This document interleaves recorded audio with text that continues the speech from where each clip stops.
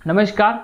जैसा कि आपको पता है, राजस्थान में 13 नवंबर को उपचुनाव होने हैं। इन्हीं को लेकर राजस्थान में एक बार फिर चुनावी माहौल बना हुआ है। सभी चुनाव का इंतजार कर रहे हैं, सभी चुनाव परिणाम का इंतजार कर रहे हैं। तो साथियों, इन्हीं में से एक 84 विधानसभा सीट जिसकी हम इस वीडियो में बात करने वाले हैं। कहते हैं ना, दिखाने के दांत कुछ और होते हैं और खाने के दांत कुछ और होते हैं। जिस प्रकार ऐसा उदाहरण दिया जाता है, वही उदाहरण अब 84 विधानसभा सीट पर लागू हो रहा है। जिस प्रकार आपको पता है, राजकुमार रोत ने नरेश मीणा के साथ मिलकर देवली उनियारा में गठबंधन किया है। सार्वजनिक गठबंधन देवली उनियारा विधानसभा सीट पर हुआ है। इस गठबंधन में रविंद्र सिंह बाटी, राजकुमार रोत, चंद्रशेखर आजाद और हनुमान बेनीवाल और नरेश मीणा साथ मिलकर कर रहे हैं। इस गठबंधन को यह 5 पांडवों का नाम भी दिया गया है। लेकिन जिस प्रकार कल राजकुमार रोत ने एक बयान दिया था, उस बयान में राजकुमार रोत ये कहते हुए दिखाई दे रहे थे, और इसलिए हम 100% आश्वस्त हैं कि जीत तो है ही सी, कि हमारी सीट पर तो हम 100% जीत रहे हैं, जनता हमारे साथ है। तो लिखित में उन्होंने भेजा है कि मैं बीएपी का समर्थन चाहता हूं। तो हमारी पार्टी के प्रदेश अध्यक्ष जी ने उनको लिखित में समर्थन दिया है। देवली उनियारा नरेश मीणा के साथ गठबंधन भी किया है और नरेश मीणा से हमने लिखित में भी ये लिया है कि नरेश मीणा भारतीय आदिवासी पार्टी के साथ मिलकर काम करेंगे और मैं कोशिश करूंगा समय निकाल के वहां जाने की, वहां जाने की कोशिश भी करूंगा। इस बयान को अगर हम ध्यान से सुने तो उलझा हुआ हूं, मैं कोशिश करूंगा समय निकाल के वहां जाने की। तो ऐसा लग रहा है राजकुमार रोत को भी हार का डर सता रहा है। राजकुमार रोत को ऐसा महसूस हो रहा है कि अगर मैं नरेश मीणा के लिए प्रचार करने चला गया और यहाँ पर अगर भारतीय जनता पार्टी ने कोई बड़ा प्लान तैयार कर लिया और मेरा सारा समीकरण बिगाड़ लिया तो क्या होगा।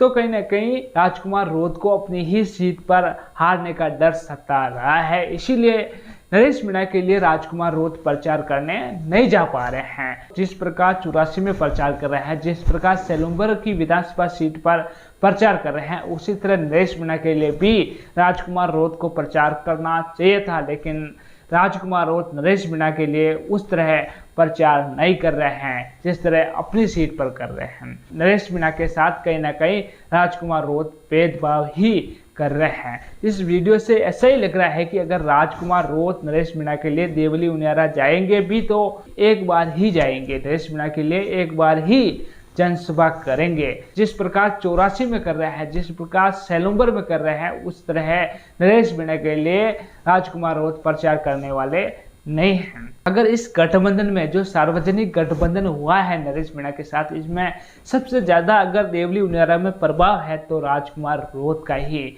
सबसे ज्यादा अगर नरेश मीणा को फायदा होगा तो राजकुमार रोत का ही। लेकिन राजकुमार रोत के इस बयान से यह साबित हो रहा है कि नरेश मीणा को वो फायदा नहीं मिलने वाला है। नरेश मीणा को इस सार्वजनिक गठबंधन का खास फायदा नहीं मिलने वाला है, क्योंकि ना तो यहाँ पर हनुमान बेनीवाल आने की बात कर रहा है, ना ही रविंद्र सिंह बाटी आने की बात कर रहा है, और ना ही चंद्रशेखर आजाद आने की बात कर रहा है, और ना ही राजकुमार रोत।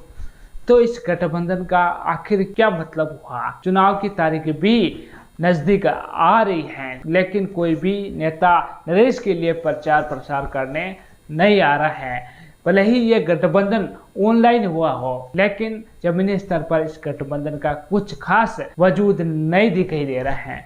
भले ही नरेश मीणा ये कहते हुए दिखाई दे रहे हैं कि हम 5 पांडव हैं, हम राजस्थान का भविष्य बदलने वाले हैं, राजस्थान में एक तीसरे मोर्चे के रूप में खड़े होने वाले हैं जो भारतीय जनता पार्टी और कांग्रेस को खत्म कर देगा, कमजोर कर देगा। लेकिन जिस प्रकार नरेश मीणा कह रहे हैं, वैसा इसमें कुछ खास दिखाई नहीं दे रहा है। भले ही इन नेताओं ने नरेश मीणा के लिए सोशल मीडिया पर डाला हो कि मैं नरेश मीणा के साथ हूँ, लेकिन उसका परिणाम नरेश मीणा को नहीं मिल रहा है। मान के चलो राजकुमार रोत अपनी विधानसभा सीट पर बिजी है, हनुमान बेनीवाल अपनी विधानसभा सीट पर बिजी है, लेकिन चंद्रशेखर आजाद और रविंद्र सिंह पाटी तो फ्री है ना।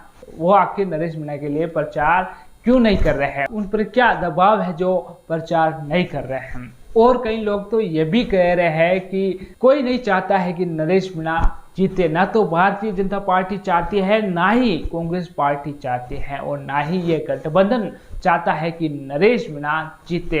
विपक्ष तो भले ही नहीं चाहेगा, लेकिन ये गठबंधन तो चाहना ही चाहिए ना कि नरेश मीणा जीते। अगर ये गठबंधन ये चाहता है कि नरेश मीणा जीते तो ये प्रचार प्रसार करने आखिर क्यों नहीं आ रहे हैं? नरेश मीणा को इस गठबंधन होने के बाद भी अकेले ही इतना संघर्ष क्यों करना पड़ रहा है? नरेश मीणा अपने आप को अकेला महसूस क्यों कर रहा है?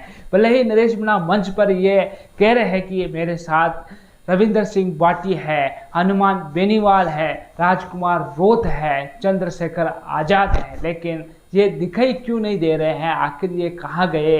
इनको क्यों प्रचार प्रसार करने नहीं आ रहे हैं? और राजकुमार रोत ने तो लिखित में भी ये ले लिया है, फिर भी राजकुमार रोत नरेश के लिए मैदान में क्यों नहीं कूद रहे हैं? नरेश सबका इंतजार कर रहा है, नरेश के समर्थक सबका इंतजार कर रहे हैं कि ये आए और हमारे लिए प्रचार करे और हमारे जीतने के चांसेस को और बढ़ाए।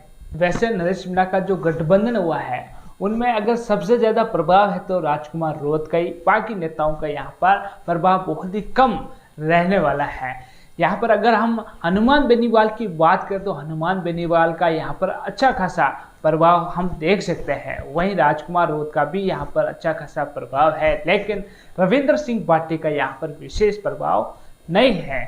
और चंद्रशेखर आजाद का भी प्रभाव है तो वो ना के बराबर है। तो अगर इस गठबंधन का मतलब निकाले तो नरेश मीणा को सबसे ज़्यादा राजकुमार रोत से फायदा होगा, उसके बाद हनुमान बेनीवाल से, उसके बाद चंद्रशेखर आजाद से और उसके बाद आप मान सकते हैं रविंद्र सिंह बाटी से। लेकिन पायलट की कमी कोई पूरी नहीं कर पाएंगे। जिस प्रकार नरेश मीणा पायलट के दीवाने थे, पायलट के लिए काम करते थे और लोग कह रहे हैं कि पायलट की कमी ये सब पूरी कर देंगे, लेकिन मुझे ऐसा लग रहा है ये सब लोग भी यहाँ पर प्रचार करने आ जाएंगे, फिर भी पायलट की कमी कभी भी पूरी नहीं होगी। पायलट एक अलग नेता है और ये सब एक अलग नेता है। पायलट चाहे जिसे यहाँ पर जिता सकता है। वैसे यहाँ पर कांग्रेस का जो उम्मीदवार है वो सचिन पायलट गुट से नहीं है, इसीलिए कहीं ना कहीं नरेश मीणा को इसका फायदा भी बहुत ही ज़्यादा होने वाला है। तो साथियों, इसको लेकर आपकी क्या राय है? क्या नरेश मीणा के लिए ये सब प्रचार प्रसार करने आएंगे ये चारों नेता? कमेंट सेक्शन में जरूर लिखें। और आपने अभी तक हमारा चैनल सब्सक्राइब नहीं किया तो जल्द ही सब्सक्राइब कर दे, बेल आइकन को दबा दे, इस वीडियो को ज़्यादा से ज़्यादा लोगों के साथ शेयर करें। धन्यवाद।